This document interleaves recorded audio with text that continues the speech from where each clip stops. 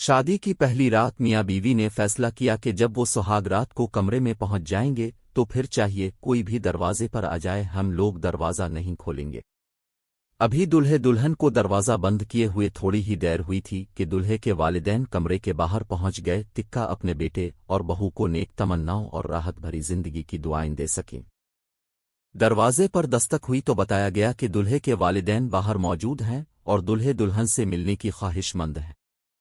دولہا اور دولہن نے ایک دوسرے کی طرف دیکھا باوجود اس کے کہ دولہا دروازہ کھولنا چاہتا تھا لیکن اس نے فیصلہ کو مد نظر رکھا اور اپنے والدین کے لیے دروازہ نہیں کھولا۔ دلہے کے والدین کچھ دیر وہاں کھڑے رہے اور پر مایوس واپس چلے گئے۔ ابھی کچھ دیر ہی گزری تھی کہ دلہن کی والدین بھی دلہے کے گھر پہنچ گئے تاکہ اپنی بیٹی اور داماد کو نیک خواہشات پہنچا سکیں اور انہیں سکھی زندگی کی دعائیں دے سکیں۔ ایک بار پھر کمرے کے دروازے پر دستک ہوئی تو بتایا گیا کہ دلہن کے والدین باہر موجود ہیں اور دلہے دلہن سے ملنے کی خواہش مند ہے۔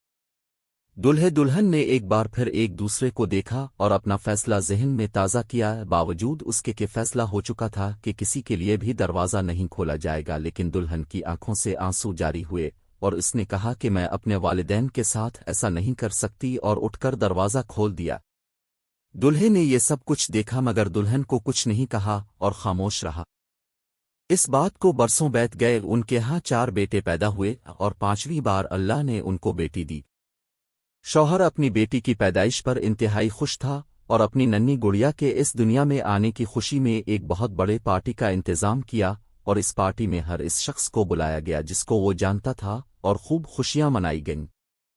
جب پارٹی ختم ہوئی اور مہمان اپنے اپنے گھروں کو واپس چلے گئے تو رات کو بیوی نے اپنے شوہر سے پوچھا کہ کیا وجہ ہے کہ اپنے انتی بڑے پارٹی کا انتظام کیا اور اتنی زیادہ خوشیاں منائی جبکہ اس سے پہلے ہمارے 4 بیٹے بھی ہیں جن کی پیدائش پر اب نہ تو اس قدر خوش ہوئے تھے اور نہ کبھی اس طرح پارٹی کا انتظام کیا۔